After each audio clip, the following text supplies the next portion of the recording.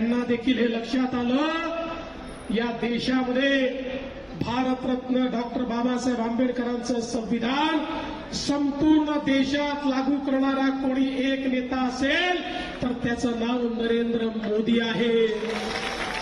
ज्या जम्मू काश्मीरमध्ये 75 वर्ष भारताचं संविधान नव्हतं, ज्या जम्मू काश्मीरमध्ये दलित आदिवासी ओबीसींना आरक्षण नव्हतं, त्या ठिकाणी 75 वर्षानंतर संविधान लागू करून दलित आदिवासी ओबीसींना आरक्षण देण्याचं काम हे मोदीजींनी केलं. मोदीजी देणारे आहेत, घेणारे नाहीत हे जनतेच्या लक्षात आलं आणि आदिवासी समाज, दलित समाज, सगळे समाज आमच्या पाठीशी आले आणि आज आपण पाहू शकतो की सगळ्यांचा आशीर्वाद आपल्याला मिळालेला आहे.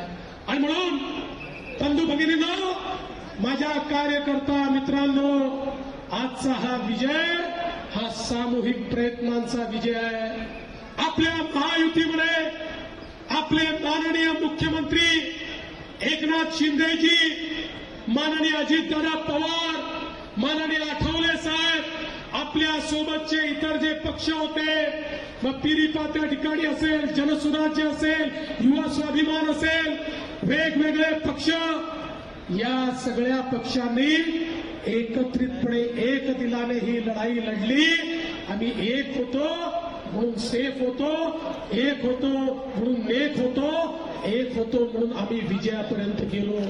आणि म्हणून या सगळ्यांनी मिळून या ठिकाणी ज्या प्रकारची लढाई लढली आहे मी त्यांचे आभार तर मानतोच, पण त्यासोबत निश्चितपणे भारतीय जनता पक्षाच्या राष्ट्रीय नेतृत्वाचे आभार मानतो.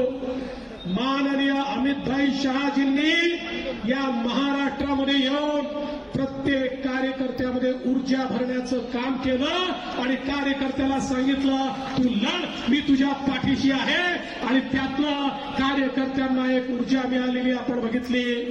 माननीय नड्डाजी असतील, माननीय राजनाथ सिंहजी असतील, माननीय गडकरी साहेब असतील, या सगळ्यांनी ज्या प्रकारे या महाराष्ट्रामध्ये आपल्याला एक प्रकारे आशीर्वाद दिला, मदत केली. आणि एवढंच नाही तर खऱ्या अर्थानं उत्तर प्रदेशचे मुख्यमंत्री माननीय योगीजी असतील, माननीय शिवराज सिंग चौहानजी असतील, आमचे वेगवेगळे मुख्यमंत्री असतील किंवा अगदी आंध्र प्रदेशचे उपमुख्यमंत्री पवन कल्याणजी असतील, या सगळ्यांनी ज्या प्रकारची मदत आम्हाला केली, आमचे इथले प्रभारी भूपेंद्र यादवजी, अश्विनी वैष्णवजी, आमचे पियुष गोयलजी, विनोद तावडेजी, संपूर्ण केंद्रीय नेतृत्व हे ताकदीने आमच्या पाठीशी उभं होतं. आणि सगळ्यात महत्वाचं, भारतीय जनता पक्षाने संकुचित विचार केला नाही. आमचे सगळे प्रवासी कार्यकर्ते देखील केवळ भाजपच्या जागांवर काम करत नव्हते, तर आमच्या मित्र पक्षांच्या जागावरही तेवढ्याच ताकदीनं आम्ही काम केलं. कारण ती शिवसेनाही आमची आणि ती राष्ट्रवादी आमची होती आणि आमची आठवले गटही आमचा होता. त्यामुळे हे सगळं समजून त्यांच्या जागांवर भारतीय जनता पार्टी पूर्णपणे सक्रिय होती आणि म्हणून हा विजय. आमचे प्रदेशाचे अध्यक्ष बावनकुळे साहेब आणि प्रदेशातली कोर कमिटी, या कोर कमिटीने सर्व निर्णय एकमताने घेतले. ही कोर कमिटी भक्कमपणे या ठिकाणी पक्षाच्या पाठीशी उभी होती आणि म्हणून खऱ्या अर्थानं हा विजय आपल्याला मिळवला. हा विजय भारतीय जनता पक्षाच्या एकजुटीचा विजय आहे, हा आमच्या टीमचा विजय आहे. या टीमने केलेलं एक काम आहे, या टीमने मिळवलेला विजय आहे. आज आमचे अनेक जे साथी आहेत ते वेगवेगळ्या मतदारसंघामध्ये आहेत. पंकजाताई पोहोचले आहेत, पण बरेच लोक पोहोचू शकलेले नाहीत. त्यामुळे जे पोहोचले नाही आहेत त्यांच्याही सगळ्यांचे या ठिकाणून मी आभार मानतो.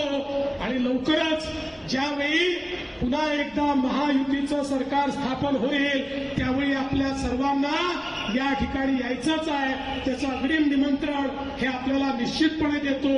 पुन्हा एकदा आपल्या सगळ्यांचे आभार मानतो आणि महाराष्ट्राच्या जनतेला साष्टांग दंडवत घालून माझं बोलणं संपवतो. जय हिंद, जय महाराष्ट्र. देवेंद्र जी आगे बढ़ो,